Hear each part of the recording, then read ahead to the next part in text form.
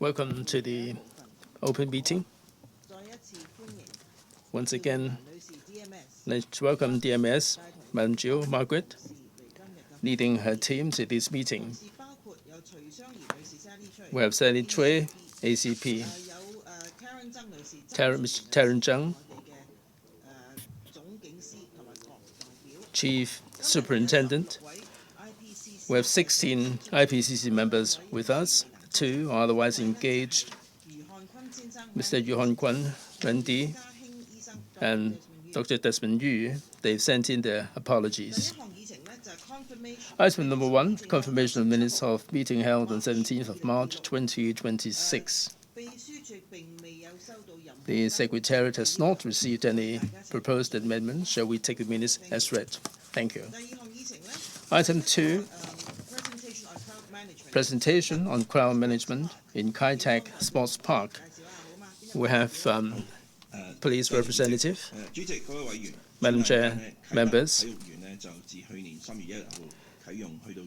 The Kai Tak Sports Park came into being on the 1st of March last year, and there are 120 large sporting and entertainment events held. 7 million visitors have been there.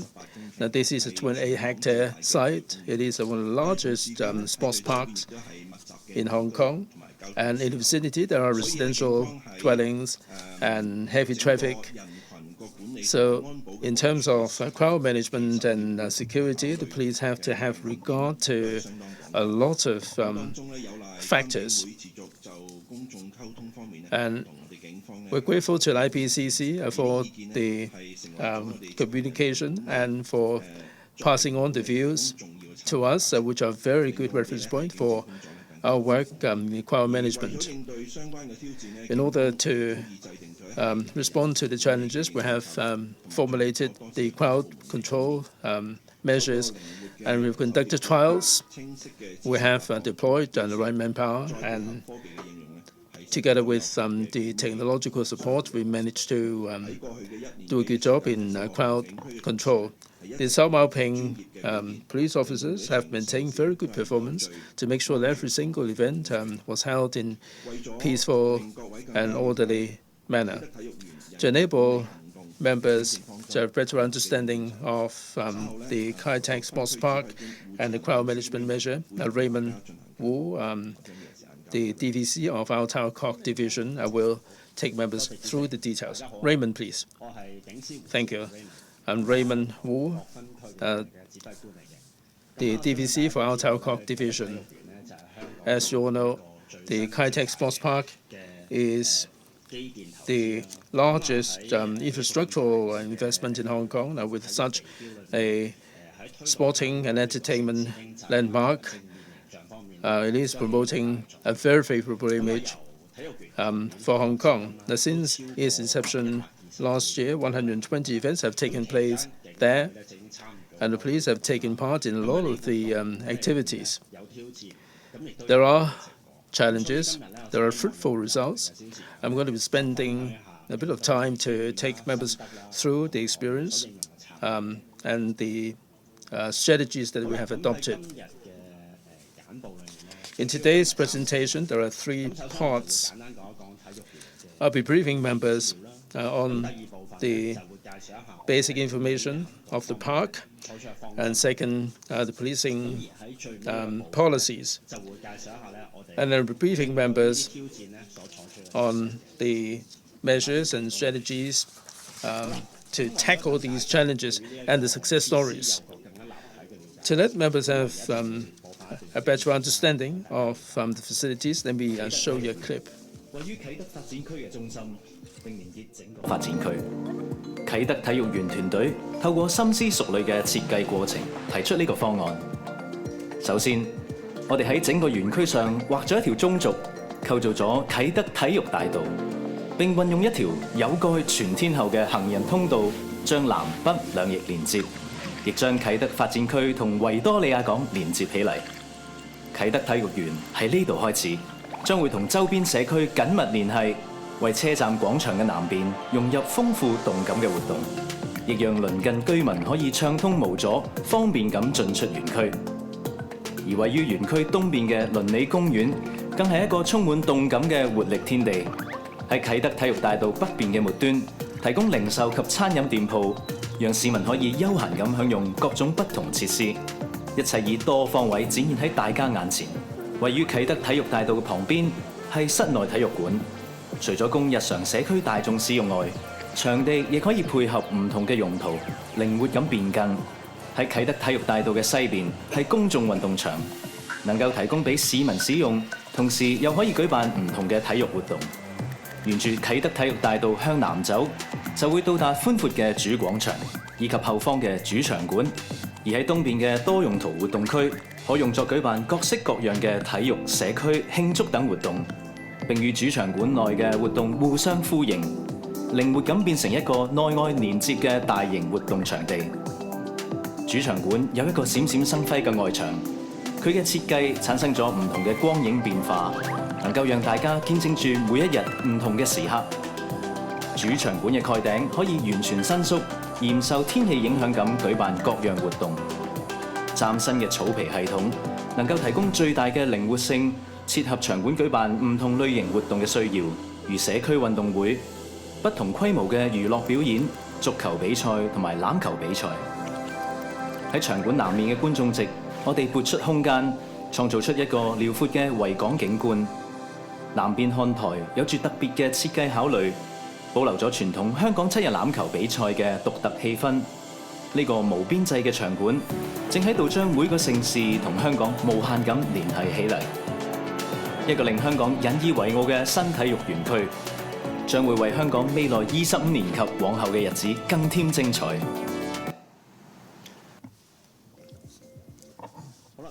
So there you are. So there you are. Having seen the clip, you must have a better understanding of the Kitech Sports Park. Now let me supplement the information. The largest one is the Kitech Stadium. It is very much an iconic stadium. There is the purple silvery facade. It can accommodate 50,000 people. It has a retractable roof. They can accommodate all kinds of events, rain or shine. We can have cultural and entertainment activities and sporting activities there as well. The second one is the Kitech Arena, which can accommodate 10,000 people. The ball games, gymnasts, and also other events that can also take place there. The third one is the Kitech Youth Sports Ground with a seating capacity of 5,000. It has a world-class track, and all the track and field events can take place there for schools and other organizations. There are 3 types of activities. Sporting activity. Last year, the national games and the Rugby 7, the qualifying matches for the Asian Cup, and also the snooker championship game as well. The second kind of event is the concert. We have celebrities hosting the concerts. We're attracting Coldplay and Blackpink and so on. They also come and grace us with their presence. And the third kind of event, which is not that familiar to you, are the community activities, like the exhibition of the float parade after the Spring Festival and the Asian musical event. Since its inception in March, as we said, it has organized well over 120 mega events, attracting well over 7 million visitors to the KTSP. And the Times magazine has selected it as one of the best places. And we have the global third and Asian third ranking. Now here you might ask, for this sports park, what is the role of the police? Now for the Kitech Stadium and other venues, they are run by the Kitech Sports Park Limited. They have their own security team responsible for the internal security. The police role is to deal with the public places, crowd control in the vicinity. In particular, when mega events are taking place, we would be deploying manpower to make sure that the visitors will be dispersing orderly. Of course, we're working in collaboration with the HDSP or KTSP Limited as well.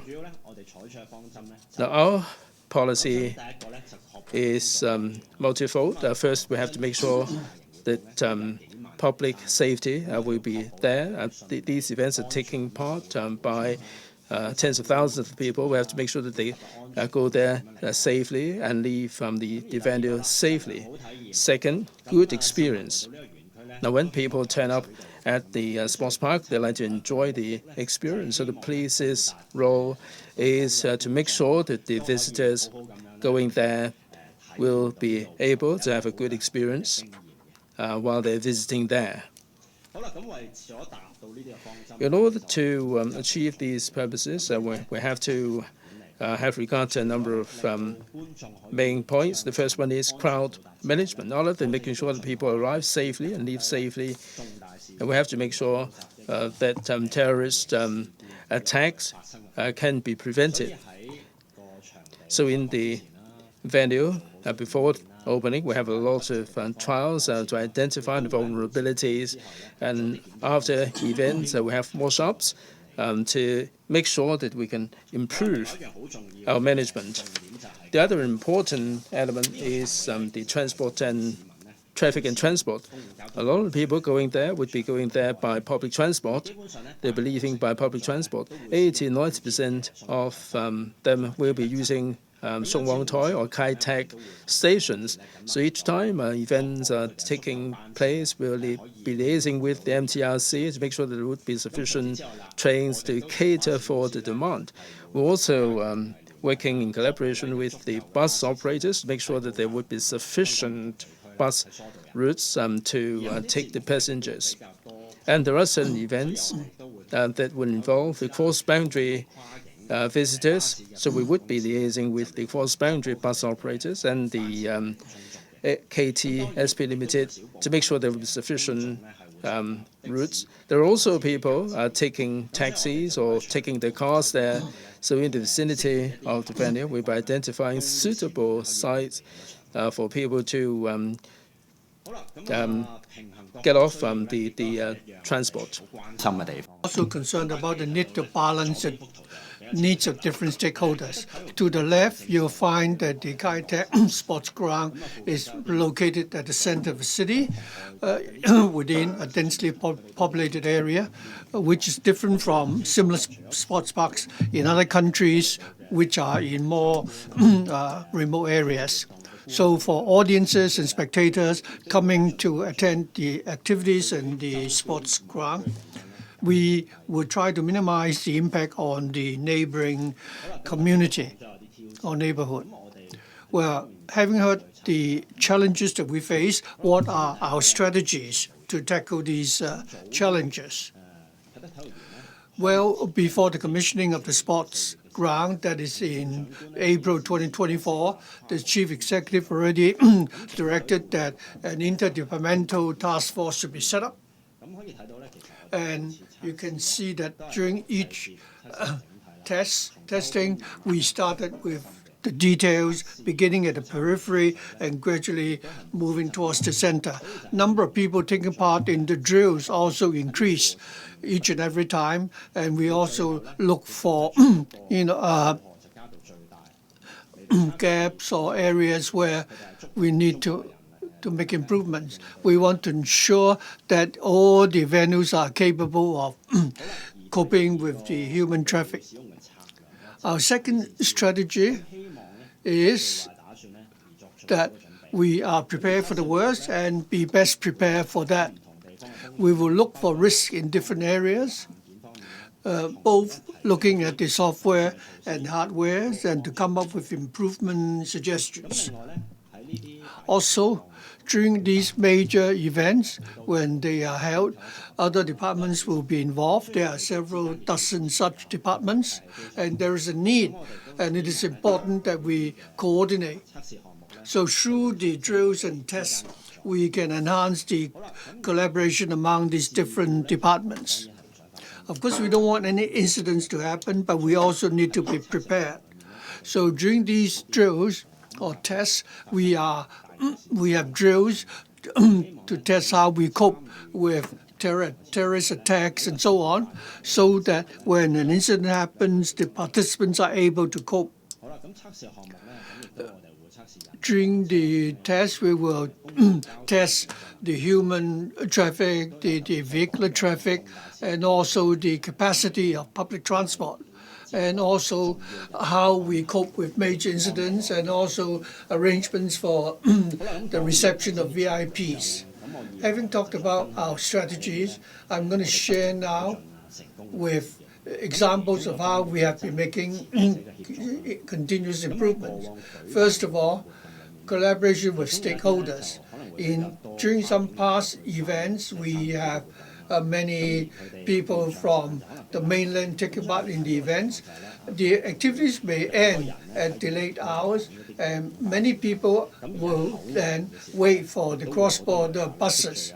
At the border control point, you will have congregation of many of these travelers, and that's why we have put forward one suggestion for improvement. That is, we have stepped up our liaison with the bus companies so that they will increase the frequency of the service, and we inform the Wangguang, border control point, so that they will make arrangements for the buses to be ready there, waiting to take the passengers back to the mainland. And through different platforms like the social media, we will disseminate information to inform the public when the event will end, which is the last, means of public transport that will be in service. Also, collaboration with stakeholders include working with the local residents. When the sports park was first commissioned, there were some issues with the traffic situation, because many people may come by driving to the sports ground or taking the taxi. So we have frequently liaised with the residents and the district councillors, and we also attend district council and T&T committee meetings to find out their aspirations and explain to them the measures that we would take so that we can constantly improve our capacity. Right now, the traffic situation is a lot more smooth. We also, together with the organizing bodies, different government departments, and other units, including the bus companies, who in their respective platforms issue information relating to these events so that the public are well informed beforehand. Also, smart policing. This is a major direction of our work. So in different parts of the sports park, we have, 2 information kiosks broadcasting music in relation to the events for the public to enjoy. And also through these musical information kiosks, we will display information regarding public transport so that people are informed about the arrangement for them to leave after the event. So this is a platform informing people how to leave the venue. So the audience or spectators can scan the QR code and they'll be able to learn about information regarding different transport arrangements. And in the map, you'll find indicated in the different colors whether or not the pedestrian flow is smooth or not, so that people can find the route that would allow them to leave most quickly. Smart transport.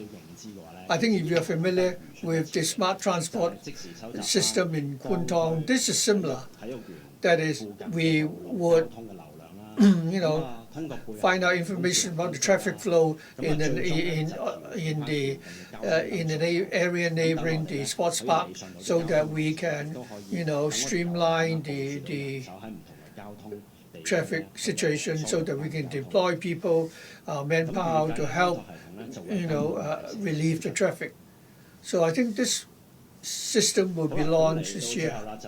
And finally, to sum up, regarding crowd control within the Kai Tak Sports Park, is not just about crowd management by the police. There is also a need for us to communicate and work together with the members of the public. It certainly is a very difficult task, which require collaboration for different departments working as a team. After working together for more than a year, we have seen that we have ensured that every major event can be conducted smoothly. I think that's the end of my briefing. Thank you very much. Thank you, Raymond. Let's see whether members have any questions. Or Daniel. Thank you. I'd also like to thank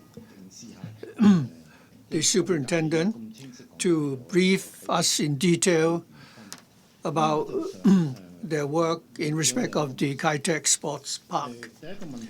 Now I have two questions. First of all,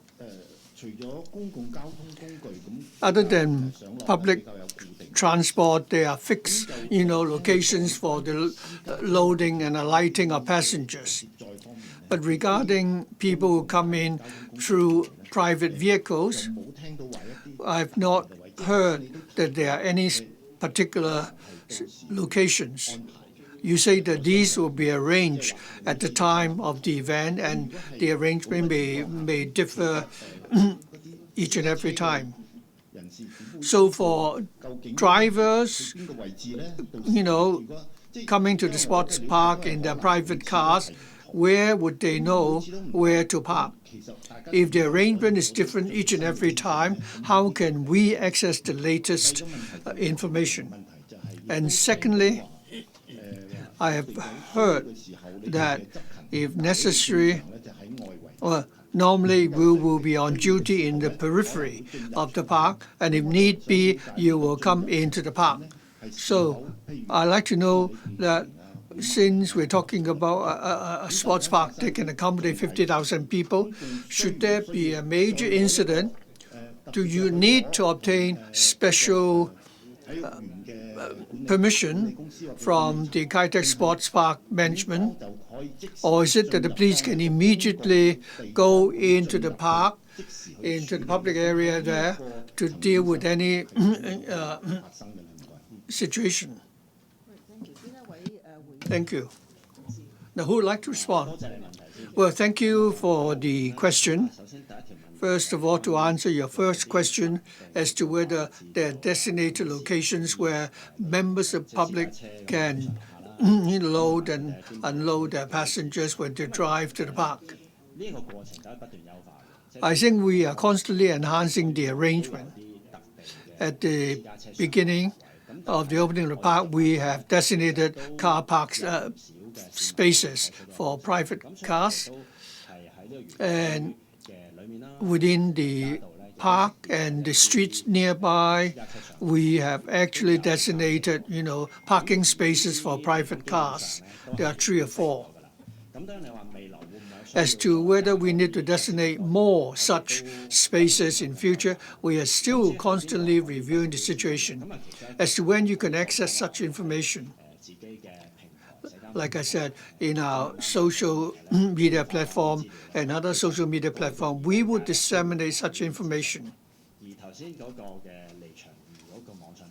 And the online platform, the easy exit from the park, would also provide such information. Your second question is that when we are carrying out operations, when will we need to come into the park? Well, that would depend on the nature of the event. For example, for concerts, which poses a lower risk, we may not have police present in the park. When there is a major incident, the security personnel within the park can cope. But if need be, the police will work with them, and there is a mechanism for them to inform us immediately, and we can deploy the officers to help. For higher risks like ball game matches, we would deploy small teams of police officers to help. We have already a protocol in place so that we are able to cope with such incidents. Carmen. Thank you. Madam Chair, first of all, I'd like to thank the police for the briefing. I'm concerned that the safety of the critical computer facility, which was commissioned earlier this year, that is in major sports grounds or performing venues, they would fall into this category of critical infrastructures. But we haven't heard about details of the specific operators. Well, the Kai Tak Sports Park is a major sports venue. I hope the police will, in respect of the measures to cope with contingencies, I hope they will designate the Kai Tak Sports Ground as a critical, facility, and that you have the relevant resources and manpower to fully comply with the requirements and have the necessary preparations. Well, thank you for that question. When we were preparing for the opening of the sports ground, we already have a special unit looking into the critical infrastructures. That is, when anything should happen in the sports park, what would be the worst case scenario? That is already taken in consideration. Before the commencement of the sports park, we already have this element included in the drills. Even before we make the announcement at the present stage, we are already an important infrastructure in terms of the operations of the sports park. Well, there are 3 areas you need to be prepared: contingency, organizational readiness, and so on. Thank you. Any other questions? Helena, 然之後到Helena, and then Jonathan. Thank you, Madam Chair. Thanks very much. The police. I am a frequent user myself, and for the site for picking up, setting up passengers, Ma Tau Kok Road, and I'm using Ma Tau Kok Road more. And for the people who are getting on in years, the Ma Tau Kok Road means that people will have a fair amount of walking to do. So for the spot for picking up and setting down passengers, would you give people some indication about the time taken for them to walk there, maybe 10 minutes or what? And which direction should they go? Now, there are so many exits. Once you get out of the MTR station, you can move right, you can move left. If you can give people clearer indication, it would be far better or more convenient for the members of the public. And I hope that there would be more points added for the drop-off points. Now, it is very crowded. 50,000 people will be going there. If there can be more drop-off points to disperse the crowd, it would be far better. Or is it just a comment? Any response? Thank you. Thanks very much for your comments. We keep the situation under constant review. We would conduct scientific review And thank you very much for your suggestion about adding some signage. We certainly will keep this under review. Jonathan, Mr. John. Madam Chair, I've got a similar question here. There is a Dorset Hotel next to the Kai-Tak Stadium. The passageway is not always open. It may be closed sometimes. And they will be closed, and the passageway will be closed until a certain time. It is very close to the stadium. Normally, it is open, but when there are mega events, they would close off the passageway, and people will have to walk around that area to the Kai-Tak Stadium. And I hope that Dorset Hotel will open the passageway to facilitate dispersal of the crowd. Second, that we have the security company assisting in the security. That we're talking about 50,000 people going there. Would they be able to cope? Would they have sufficient manpower? Third, now from the video, there is no mention of drones. Now you are managing the crowd at the periphery. Maybe drones can be deployed for you to get a better understanding of what goes on inside the venue. Thank you. On the first point, Dorset Hotel, maybe we are talking about private land. It's not up to the police to say whether it should be open or not. And the police are there to maintain order, to ensure safety, and to make sure that the public space can be properly used. Sporting and entertainment events are there for enjoyment. But if we're talking about private land, it is not up to the police or any government department to say whether it should be opened or not. I leave it to the police. Thank you, Madam Chair. Thanks very much for the question. Let me address the question about the Dorset Hotel first. Now, with Dorset Hotel or any other drop-off points, we do liaise with the stakeholders. We do collaborate with them. Whether the passageway would be open depends very much on the traffic situation. Now, if we open the passageway, we would generate more crowd, and hence traffic congestion. It might give rise to an undesirable effect of affecting the traffic flow. So it all depends on the traffic situation in deciding whether to open a particular route. Second, whether there is sufficient manpower. Before the opening of the Kai-Tak Sports Park, we have done a lot of trials, and after the opening, we keep liaising with the security team of the KTSP Limited. We do have enough manpower.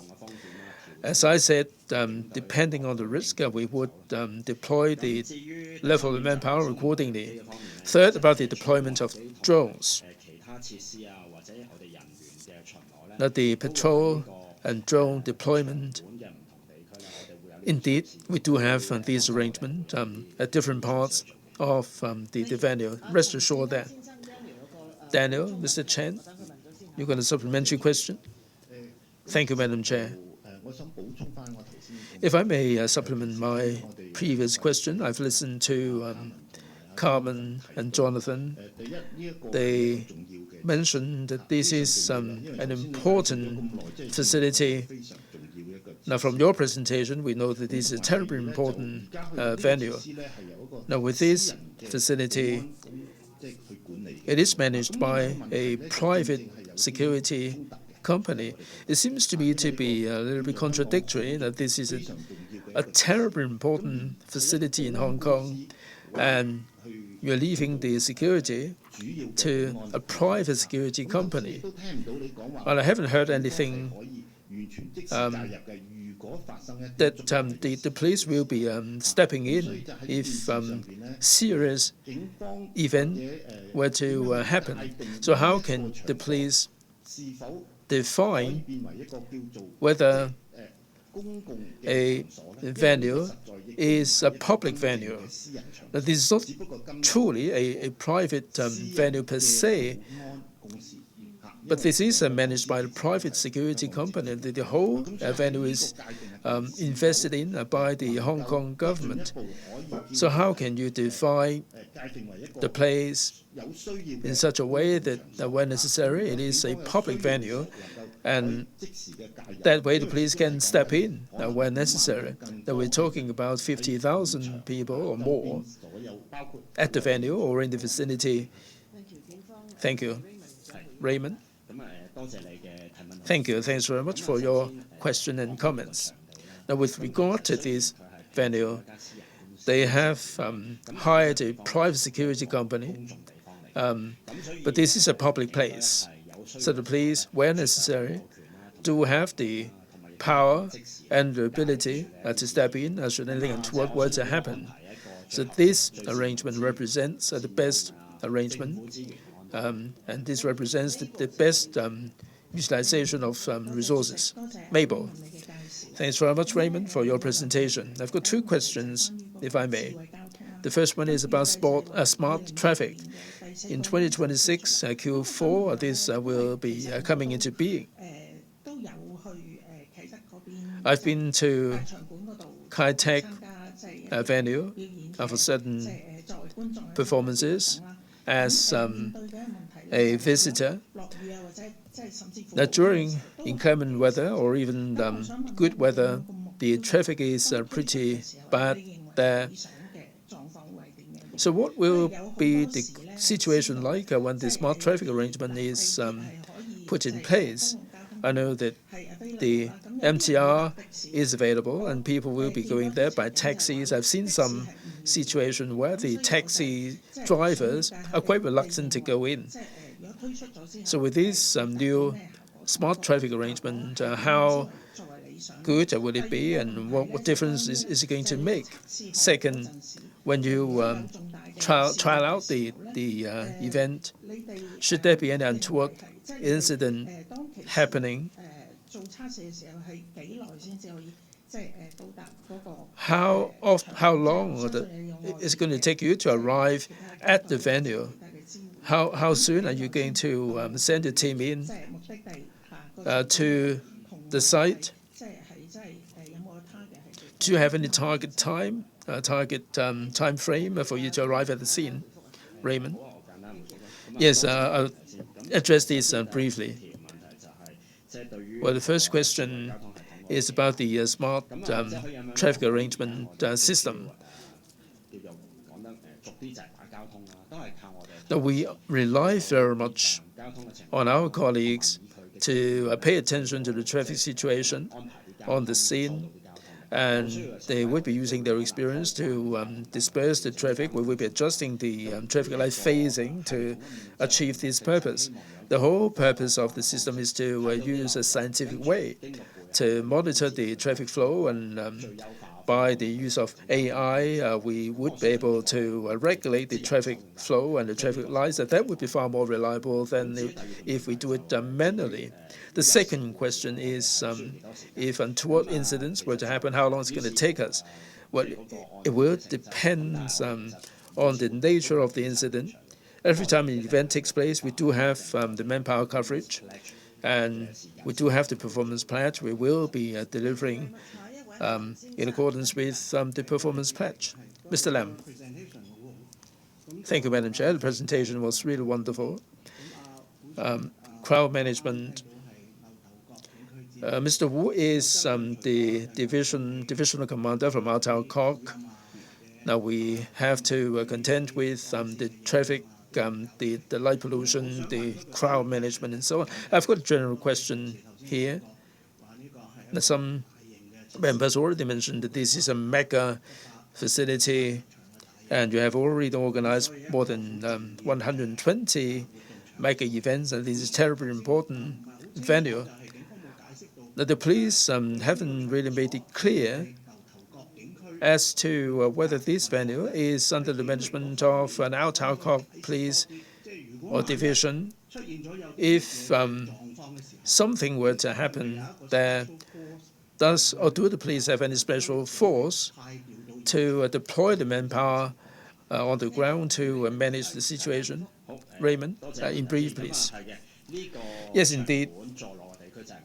That this is located where my division is, the Altau Kok division. Will be deploying the manpower from Altau Kok division to deal with the situation. Where necessary, we'll be deploying the East Kowloon regional headquarters to deal with the incidents. Stephen. Well, the question is really a valid one. Raymond, in his presentation, has already said that in dealing with different events, sporting or entertainment events, we do have the risk assessment. We will look at the safety element before deployment. So as I said, we will be deploying the manpower in a flexible manner. I've been in charge of the Hong Kong Stadium. We will be dealing with this in the same way. We will look at the situation, we risk assess the situation and deploy manpower accordingly. So it's not just the Altau Kok division alone.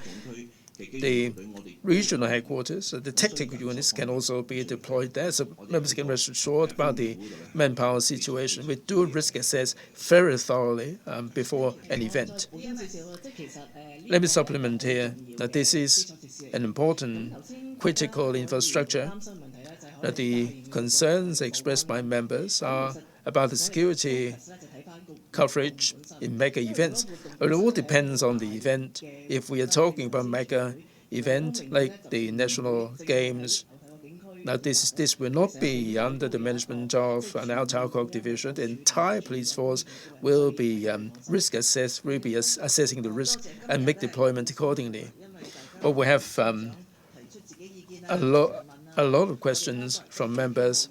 We are really proud of the Kai Tak Sports Park, which can accommodate 50,000 visitors. And there are many mega events taking place. We have the leaders, national leaders and regional leaders and senior officials attending events there at these venues. So they have really an onerous task. Many people going overseas for football matches. And in the UK, I think there are 20 stadiums. They can accommodate 50,000 people. And so it would take them half a day to disperse the crowd when the event finishes. They will have the mounted police in Hong Kong. Everything is very efficient, and we have the technology. And it is no easy task, but we are really doing a great job. And we'd like to pay a visit there. Last time we went there on Halloween, and they have 200% or so more visitors, and we learn a lot from that visit. And every time we go there, Helena is a regular visitor there herself. And we will remember what we heard today, and certainly we will pay a visit again. The matters for information. Next, matters for information. There are two items. First of all, the CAPO's monthly statistics. And the next one is CAPO's criminal disciplinary checklist. Stephen, will you walk us through these two items? Thank you. Members, I'm going to review on the latest complaint statistics. Regarding the number of reportable statistics, from left to right, you have the figures from 2024 January to May, compared with 25 and 26. We have 1,018 complaints in the period, same period in 2026, compared with 1,111 the previous year. Whether it's relation to uniformed police officers, in relation to traffic incidents, the situation, the complaints received, 96% of which are minor in nature. The most frequent complaints would include not able to take timely action and so on. So next, I'd like to take a look at the different categories of complaints. The first three types of minor complaints: negligence of duty, impolite behavior, foul language. They make up the majority of the complaints from January to May for the last 3 years, and for January to May in 2025. I think in 2026, the numbers are on par with those of 2025. Well, this is actually the findings of the complaints endorsed by the IPCC.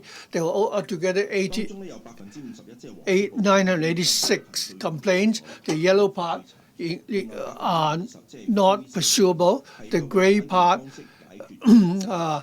include, the minor complaints which are resolved through mediation. And for the green part, they have been, for the 13%, the orange, the green, and the red part are complaints which have gone through